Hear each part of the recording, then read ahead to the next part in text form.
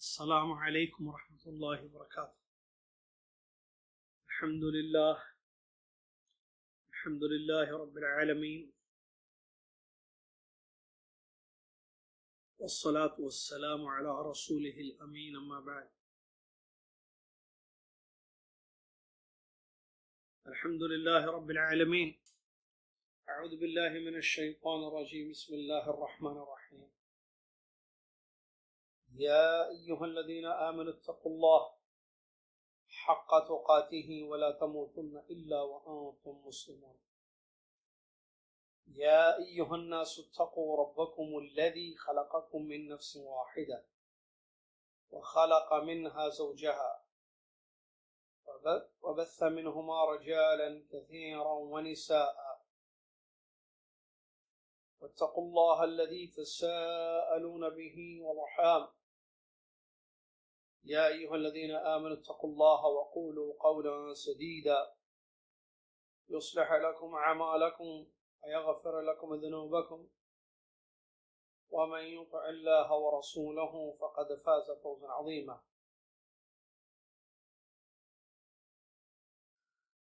قال الله سبحانه وتعالى: نبئ عبادي أني أنا الغفور الرحيم وأن عذابي هو العذاب الأليم. تمام تعریف، ہر قسم کی بڑائی اور کبریائی اللہ عز و جل کے لیے ہے، جو اللہ تبارک و تعالی بہت زیادہ رحم کرنے والا، گناہوں کو بخشنے والا ہے، بڑی اپنے بندوں کا بڑا خیال اپنے بندوں کا کرنے والا، بندوں کے لیے شریعت اتاری تاکہ وہ اس کی اتباع کریں، اور اتباع کرنے والوں کے لیے جنت بنائی تاکہ وہ اس میں آرام کریں۔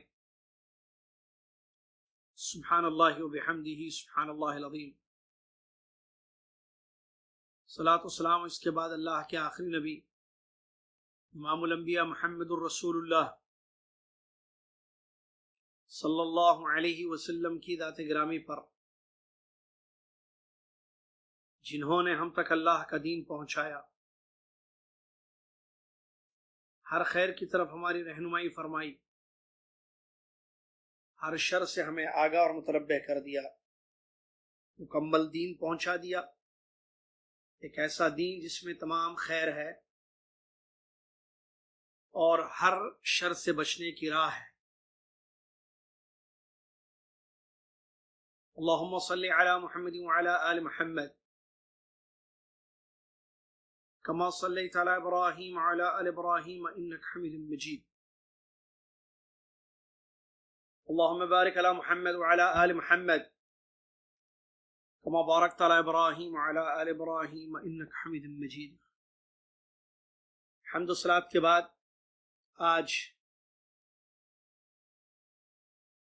25 رمضان المبارک، 26ویں یہ شب ہے، 1441 ہجری مطابق 18 مئی 2020 عیسوی۔ مختصر قرآنی احکام کے اس درس میں آپ سن رہے ہیں، جو لائف مکسلار پر آپ کی خدمت میں پیش کیا جا رہا ہے۔ آج کے اس درس میں جس آیت کا انتخاب ہم نے کیا وہ سورہ حجر کی آیت ہے، آیت نمبر 49 اور 50۔ اللہ نے فرمایا اپنے نبی صلی اللہ علیہ وسلم کو مخاطب ہو کر، نبئ عبادی انی انا الغفور الرحیم وان عذابی هو العذاب العلیم۔ بڑی پیاری، بڑی زبردست آیت کریمہ جو سمجھنے کی ہے اور عمل کرنے کے لیے ہے۔ اس آیت میں اللہ تعالیٰ اپنے نبی محمد صلی اللہ علیہ وسلم کو حکم دے رہا ہے کہ وہ اللہ کے بارے میں لوگوں کو بتا دیں، اللہ کی دو عظیم صفات بتا دیں، ایک مغفرت، دوسری رحمت۔ اللہ تعالیٰ کی دو عظیم صفات، مغفرت اور رحمت، اور اس کے بعد پھر اللہ تعالیٰ کا عقاب اس سے بھی آگاہ اور متنبہ کر دیں۔ اللہ تعالیٰ نے فرمایا نبئ عبادی، ترجمہ صاحب کا یہ ہے میرے بندوں کو خبر کر دیجئے، اے محمد صلی اللہ علیہ وسلم آپ بتا دیجئے میرے بندوں کو، انی، کہ میں، انا الغفور الرحیم، میں ہی بخشنے والا رحم کرنے والا ہوں۔ اور یہ بھی بتا دیجئے وَأَنَّ عَذَابِي، کہ میرا عذاب، هُوَ الْعَذَابُ الْأَلِيمُ، وہی دردناک عذاب ہے۔ دونوں چیزیں اللہ عز و جل کے جو افعال میں سے ہیں، بخشنا، رحم کرنا، اور سخت سے سخت عذاب دینا، دردناک عذاب دینا، یہ دونوں اللہ کے افعال میں سے ہیں۔ اللہ تبارک و تعالیٰ کو قرآن سے پہچانا جائے تب صحیح اس کی پہچان ہوگی، صحیح معرفت حاصل ہوگی، کیونکہ وہ اس کا کلام ہے، اس میں اس کے نام، اس کے افعال، اس کے کام، اس کی صفات، اس کی نعمتیں، اس کا آداب، سارا کچھ موجود ہے۔ تو جب بندہ قرآن کو پڑھے گا اور اس میں تدبر کرے گا، غور و خوض ہوگا، تو پھر ایسی صورت میں اللہ عز و جل کی صحیح معرفت، صحیح پہچان اس کو ہوگی، پھر وہ رب کا حق ادا کر پائے گا صحیح۔ لیکن اگر انسان قرآن نہ پڑھے اور قرآن سے اللہ کو نہ پہچانے، ایسے ہی معلوم ہو جائے بھائی ٹھیک ہے، ایسے باہر سے معلوم ہو، پڑھا نہیں لیکن سنتا ہے بھائی اللہ ہے، اللہ ہی نے ساری دنیا کو پیدا کیا ہے، اللہ رب ہے، اللہ خالق ہے، اللہ مالک ہے، اللہ رازق ہے، رحم کرتا ہے، معاف بھی کرتا ہے، عذاب بھی دیتا ہے۔ ایسی جو معلومات باہر سے سنی ہوئی اس کی ہیں، اس میں اور قرآن پڑھ کر اللہ کو پہچانے میں بہت بڑا فرق ہے، آپ سمجھ سکتے ہیں۔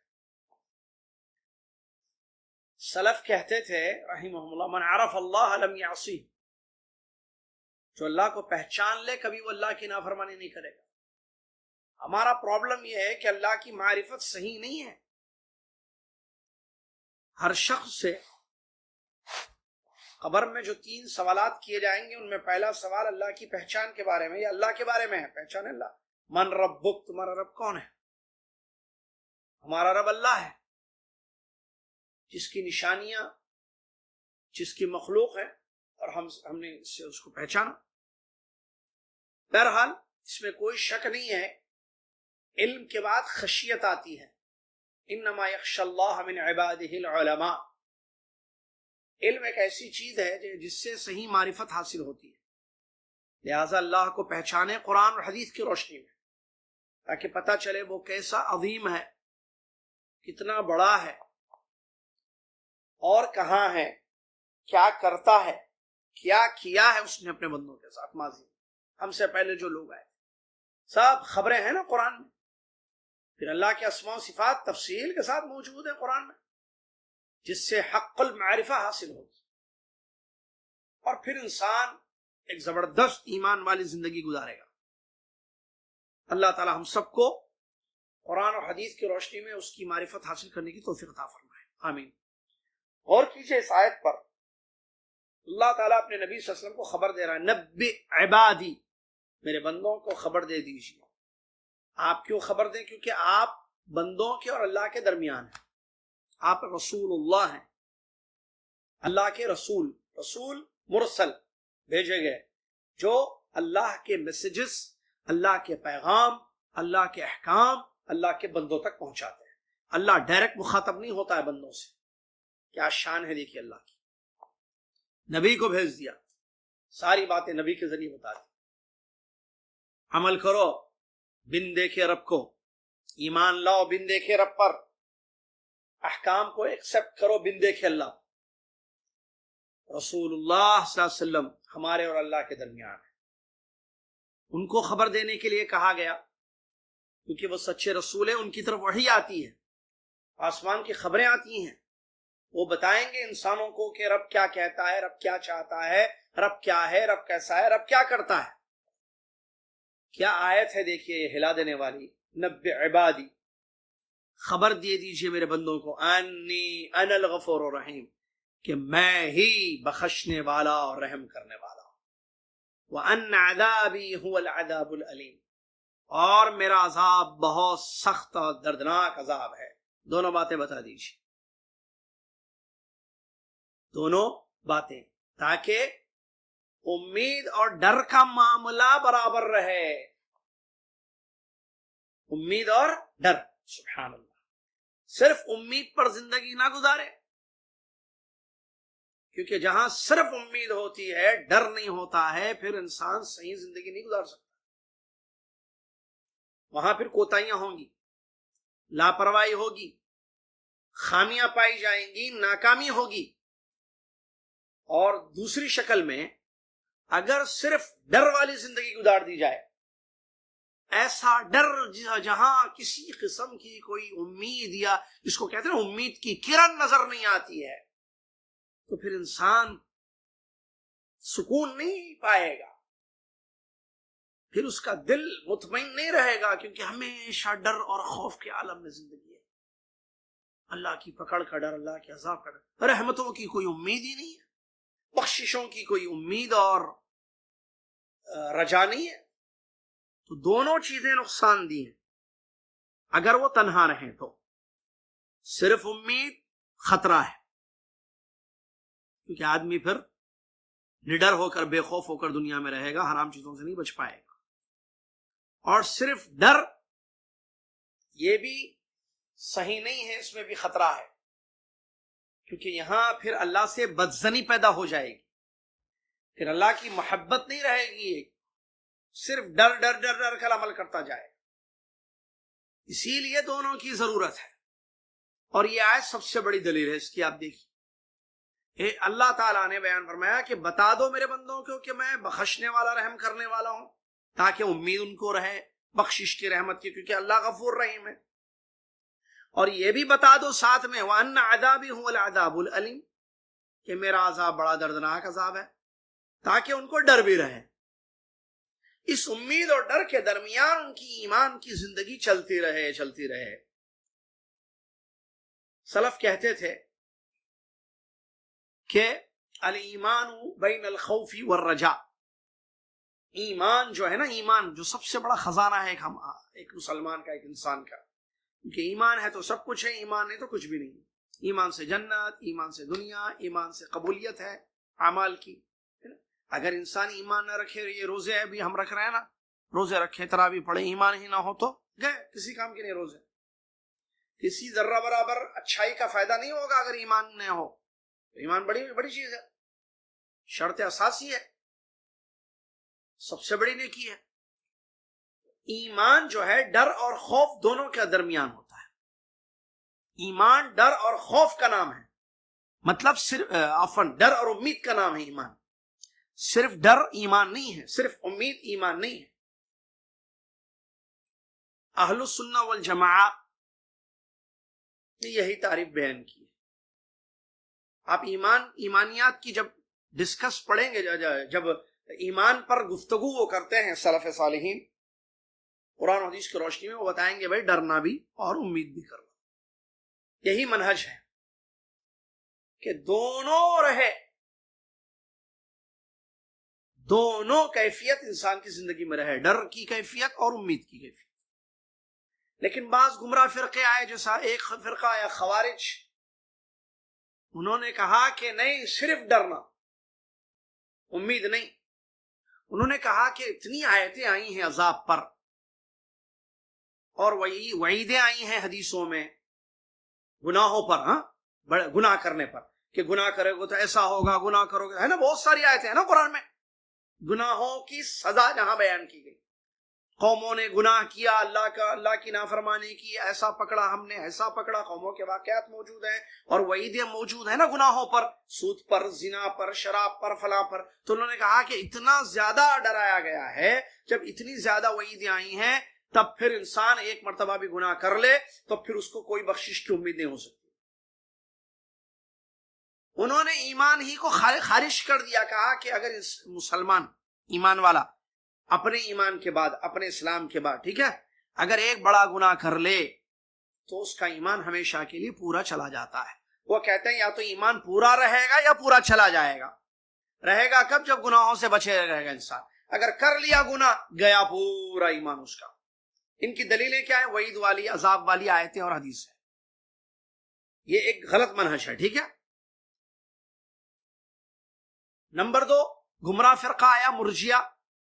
انہوں نے کہا کہ ایمان لانے کے بعد گناہوں سے کچھ بھی نہیں ہوتا. ایمان پکا مضبوط ویسے ہی فل رہتا ہے. تو یہ لوگ اتنی امید دلا دی ہے کہ ڈر ہی نہیں نا. بھئی آپ ایمان لانے کے بعد کچھ بھی کر لیجئے، آپ گناہ کریں نا، کچھ نہیں ہوتا. ایمان، اللہ بہت رحم کرنے والا ہے. ایک جملہ ہے کہ لوگ بولتے ہیں 70 ماہوں سے زیادہ رحم کرتا ہے. وہاں بھی اس کی ہلکی سی روشنی نظر آتی ہے رجا کی. ارے کرو پیو ایک اماں کتنا معاف کرتے، وہ تو 70 ماہوں سے زیادہ رحم کرتا. بھائی پھر کرو جو چاہے کرو، اللہ ہے نا معاف کرنا. تو ایسے مرجیہ کا ایک عقیدہ رہا منہج کہ ایمان کے بعد گناہ کا ایمان پر کوئی اثر نہیں ہوتا، یعنی ایمان پورا ویسے ہی رہتا. ہاں، خوارج کیا کیے؟ نکال دیے پورا. سمجھ رہے نا بات کو آپ لوگ؟ خوارج کیا کر دیا؟ ایمان کو پورا باہر نکال دیا گناہ کرتے. ان لوگوں نے کہا کہ نہیں کچھ نہیں ہوتا، پورا فل رہتا. اہل سنہ والجماعہ ہر چیز میں وسط ہے. اہل سنہ والجماعہ نے کہا نہیں، نہ پورا جاتا نہ پورا رہتا، نہ پورا چلا جاتا خوارج کی جیسے، نہیں سے پورا پکا رہتا، نہیں اس میں کمزوری پیدا ہو جاتی. کہا کہ ایمان لانے کے بعد اگر گناہ کرے گا تو اپنے اصل ایمان کو لے کر، جو اس کے دل میں ایمان ہے اللہ پر، وہ تو مومن رہے گا، لیکن گناہوں کی وجہ سے فاسق اور فاجر ہوگا، برا ہوگا. اور ایمان کا اثر گناہوں پر پڑ رہا ہے، گناہوں کا اثر ایمان پر پڑ رہا ہے، اس کا ایمان کمزور ہو رہا ہے. پاورفل نہیں ہے، قوی نہیں ہے، کمزور ہو گیا اس کا ایمان، لیکن ختم نہیں ہوا پورا. پوچھو اس کو، تم پیتے ہو، کیا کرتے ہو؟ تم شراب پی رہو، اللہ کو نہیں مانتے، رسول کو نہیں مانتے. ارے نہیں، کیوں نہیں مانتے؟ دعا کرو بخش دیں گے انشاءاللہ، اللہ تعالیٰ بخش دے گا، معافی مانگوں گا، میں چھوڑ دوں گا، پکا چھوڑ دوں گا، نہیں پیوں گا بولتا ہے نا. وہ ہے اس کے دل میں ایمان. بھائی آپ کیسے خارج کر رہے پورا؟ اور غور کی تو یہ اہل سنہ والجماعہ وسطیہ ہے. ایمان والا گناہوں سے بچے، صحیح بات ہے، لیکن اگر گناہ اس کی زندگی میں ہو جاتے ہیں تو اس کا یہ مطلب نہیں ہے کہ امید ہی ختم ہو جائے اس کو. نبی عبادی انی انا الغفور الرحیم پڑھی آیت، خبر کر دیجئے میرے بندوں کو کہ میں بخشنے والا، رحم کرنے والا ہوں. اللہ نے کہا میں بخشتا ہوں، رحم کرتا ہوں. بخشش رحمت ایک ساتھ کئی جگہ ہے، کیونکہ رحمت کے ساتھ بخشش ہوتی ہے. اللہ کی بخشش ہوئی پھر رحمت بھی ہو جائے گی. کیوں؟ گناہوں کو معاف کر دیا، سزا نہیں دیا، دنیا میں ستر پوشی کر دیا، آخرت میں نظر انداز کر دیا اس کے بعد رحم ہوگا، جنت ملے گی. بخشش رحمت دونوں ضروری ہے نا. بخشش ہوگی تو سزا نہیں ملے گی ان گناہوں کی. اچھا، رحمت ہوگی تو پھر انعام ملے گا. سزا بھی نہیں ہونا، انعام بھی ہونا، تو غفور و رحیم ہے بھائی اللہ تعالیٰ. تو جب اللہ غفور ہے تو اللہ سے بخشواؤ، مطلب یہ ہے آیت. گناہ کرے ہو جائے تو پریشان مت ہو جانا، ایسا پریشان کہ امید ہی ختم ہو رہی ہے آپ کی. نا نا نا نا، اللہ غفور ہے. بتا دو نبی عبادی. اور بڑا زبردست ایک بات یاد رکھنا، یہ دونوں کیفیت نا، کون سی؟ خوف اور امید. اچھا، وہ بھی بتانے سے پہلے ایک بات ہے، عبادت کے ارکان میں سے ہے یہ. نماز، روزہ، زکوٰۃ جو ہے نا، عبادت کے 3 ارکان علماء نے کہا ہے، ٹھیک ہے، ابن قیم رحمۃ اللہ کا قول ہے. محبت، ایمان، ڈر. ہم جو اللہ کی عبادت کرتے ہیں نا، محبت بھی ہے، ڈر بھی ہے، امید بھی ہے. صرف ڈر کر اللہ کی عبادت نہیں کرتے، ہم صرف امید سے اللہ کی عبادت نہیں کرتے. ڈر رہے، امید ہی نہیں ہے کس کی؟ اجر کی، ثواب کی، قبولیت کی، جنت کی، انعام اکرام کی. نا نا نا، ایسے نہیں. آپ کو امید ہونا چاہیے. اور صرف امید، ارے خلاص میری نماز پڑھ لی اب تو پکا، نہیں، ڈر بھی رہنا، ڈر بھی رہنا. اور علماء نے بڑی اچھی بات کہ یہ امید اور ڈر کی کیفیت جو مومن کی زندگی میں کس طریقے سے رہتی ہے. سنیے کیا کہا جیسے ہی گناہ ہو جاتا ہے، گناہوں میں پڑتا ہے، ٹھیک ہے، جیسے ہی گناہ ہو جاتے ہیں یا گناہوں میں رہتا ہے، فوراً جو ہے اس کو جو ہے اللہ یاد آتا ہے اس کو. مومن گناہ ہو جائے تو اللہ یاد آ جاتا ہے، ڈرنے لگتا ہے فوراً، اس کے ڈر غالب آ جاتا ہے اس کو.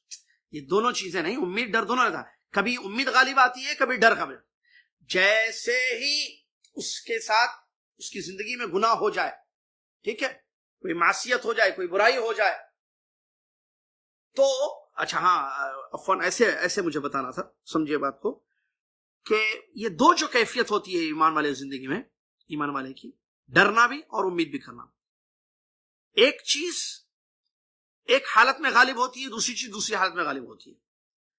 جب ڈر ہوتا ہے، عفواً جب گناہ ہو جاتے ہیں، ٹھیک ہے، بہت سارا گناہ ہو گئے، غلطیاں ہوں گی، اس سے فوراً رب کی وسیع رحمت اس کو یاد آ جاتی ہے. وہ رحمت یاد آتی ہے اللہ کو کب؟ جب گناہ ہو جاتے ہیں. ارے میرا ایک رب ہے نا، وہ تو معاف کرے گا، وہ تو معاف کر دے گا، وہ تو بخش دے گا مجھے. تو فوراً اب کیا امید کا پہلو غالب آ گیا اس پر، تو اللہ سے معافی مانگنا شروع کر دیتا ہے. یاد کر لیتا ہے، یاد آ گیا اللہ غفور ہے، میرا رب ہے نا، مجھے معاف کرنے والا، بخشنے والا. ارے ہے نا میرا رب معاف کرنے والا، چلو میں معافی مانگ لوں میں میرے رب سے. اب معافی مانگتا ہے، معافی مانگتا ہے، معافی مانگتا ہے، اللہم انک غفور رب اغفر لی، رب اغفر لی، رب معافی مانگتا ہے، معافی مانگتا ہے، ٹھیک ہے. اور دوسری جب کیفیت ہوتی ہے، جب جو ہے گناہ نہ کرے، عبادتیں کرے، ٹھیک ہے، اعمال صالحہ کرے، تو وہاں اس کو ایک خدشہ رہتا ہے، کیا؟ اللہ کی پکڑ کا، اللہ کے ڈر کا. وہ اس کو یاد آ جاتا ہے، کہیں میرے گناہ، میں عبادت کو کما حق و انجام تو نہیں، عبادت کو کما حق و انجام دینے میں کوئی کمی تو نہیں ہو رہی ہے میری عبادت میں. جیسے خشوع ہم نے پڑھا تھا کل، خشوع نہیں ہوئے میری عبادت میں، نماز میں خشوع پیدا کرنا چاہیے، میری عبادت ضائع کر دے گا. وہاں اللہ کا خوف غالب آ جاتا ہے، تو کیا کرتا ہے؟ اپنی عبادت کو بہتر کرنے کی کوشش کرتا ہے، اپنے عمل کو خالص اللہ کے لیے کرتا ہے، کسی اور کو اس میں نہیں ملاتا ہے. کیوں؟ کیونکہ اس کو یاد آتا ہے نہیں اللہ ضائع کر دے، اللہ رد کر دے میری عبادتوں کو. تو ایسی اس کی زندگی زبردست جو ہے سبحان اللہ گزرتی ہے. یہ انسان کی زندگی میں ہونا چاہیے. اللہ کے نبی صلی اللہ علیہ وسلم کی بہت ساری حدیثیں، بلکہ اس سے پہلے ایک آیت میں پڑھوں، سورہ زمر کی آیت میں اللہ تعالیٰ نے فرمایا، ذرا غور کیجئے، ہم اللہ کی ذات سے امید رکھیں، وہ بخشے گا، وہ غفور ہے نا، غفور کا معنی بخشنے والا. تو گناہ ہوں گے تو بخشے گا، گناہ کرتے ہیں انسان، سب گناہ گار ہیں، خطا کار ہیں، تو پریشان نہیں ہونا. آپ کے گناہ آسمان کو چھو جائیں، یاد رکھنا کہ رب العالمین غفور ہے. پریشان نہیں ہونا، اللہ سے معافی مانگو، اللہ سارے گناہ معاف کر دے گا، اس کی رحمت بڑی وسیع ہے. نا امید کبھی نہیں ہونا. دیکھیے سورہ زمر کی ایک آیت میں لے کر آیا ہوں آپ کے لیے، اللہ تعالیٰ کیا فرماتا ہے. قل، کیا آیت ہے، دیکھیے، توبہ پر سنیے، توبہ پر اس سے بڑی کوئی آیت نہیں ہے. علماء نے کہا قرآن میں استغفار، توبہ کرو، استغفار معافی مانگنے کے بارے میں بہت ساری آیتیں ہیں نا، اس سے بڑی کوئی آیت نہیں ہے. ذرا ورڈز کے، آیت کے ایک ایک لفظ پہ غور کیجئے. ہمارے پاس ٹائم نہیں ہے زیادہ کہ ایک ایک لفظ کی تشریح کروں، میں صرف میں ترجمہ کرتا ہوں، آپ غور کیجئے خالی. قل یا عبادی الذین اسرفوا علی انفسهم لا تقنطوا من رحمت اللہ ان اللہ یغفر الذنوب جميعا انہ هو الغفور الرحیم. کوئی غفور الرحیم یہاں بھی آئے. ذرا ترجمہ غور کیجئے، میں خالی اشارے کرتا ہوں، یاد کر لیجئے آپ چیزوں. قل، کہہ دیجئے نبی صلی اللہ علیہ وسلم، یا عبادی، اے میرے بندو. اللہ بندو کہہ رہا ہے، ٹھیک، اللہ خطاب کر رہا ہے ان کو جو گناہ کیے ہوئے بندے ہیں، گنہگار بندوں کو خطاب. یا عبادی، اے میرے بندو، الذین، وہ لوگ، اسرفوا علی انفسہم، اپنے نفسوں پر بڑا اسراف کیا ان لوگوں نے. یہ نہیں کہا کہ اے میرے بندو جنہوں نے بہت گناہ کیے ہیں، ڈھیر سارے گناہ خطائیں کیے، نہیں، اے میرے بندو جن لوگوں نے اپنے نفسوں پر حد سے زیادہ کر دیا ہے. دیکھیے انداز، دیکھیے اس غفور کا انداز، دیکھیے اسلوب، دیکھیے اس رحیم کا، اس رحمان کا اسلوب دیکھیے اپنے بندوں سے، کتنا پیارا محبتانہ، تاکہ وہ پریشان نہ ہو. کیا کہہ رہا ہے؟ اے میرے بندو، اے میرے وہ بندو جنہوں نے اپنے نفسوں پر زیادتی کی، جنہوں نے اپنے نفسوں پر زیادہ، کیسے گناہ بہت زیادہ کر لیے، ٹھیک ہے. ایک لا تقنطوا من رحمت اللہ، سب سے پہلے نا امیدی کو ختم کیا جا رہا ہے. اللہ کی رحمت سے نا امید مت ہو. بہت زیادہ کر لیے نا گناہ. تو پہلی چیز نا امیدی کو ہٹایا جا رہا ہے. لا تقنطوا من رحمت اللہ، اللہ کی رحمت سے نا امید مت ہونا. کیوں؟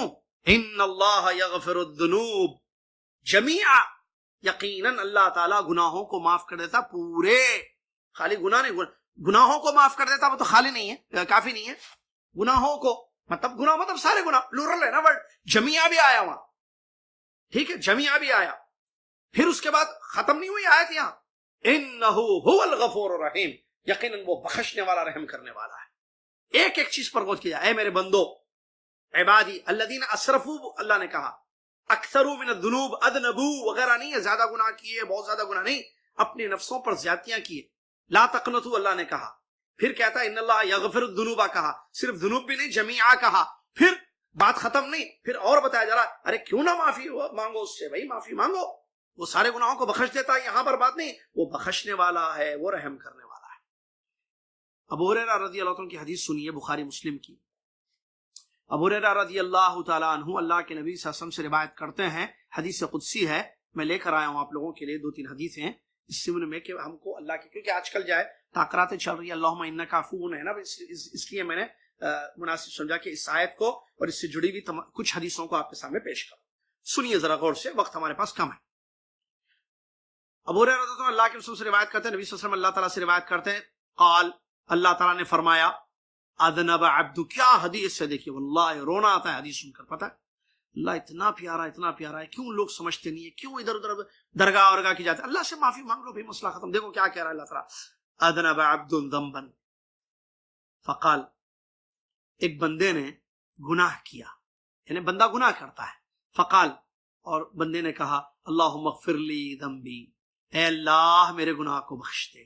فقال اللہ تبارک و تعالی، اللہ تبارک و تعالی نے فرمایا، اذنب عبدی ذنبا، میرے ایک بندے نے گناہ کیا، فعلم ان له ربا یغفر الذنب، اس نے جان لیا کہ اس کا ایک رب ہے جو گناہ معاف کرتا ہے، ویأخذ بالذنب، اور وہ رب ایسا بھی ہے جو گناہ پر پکڑتا بھی ہے.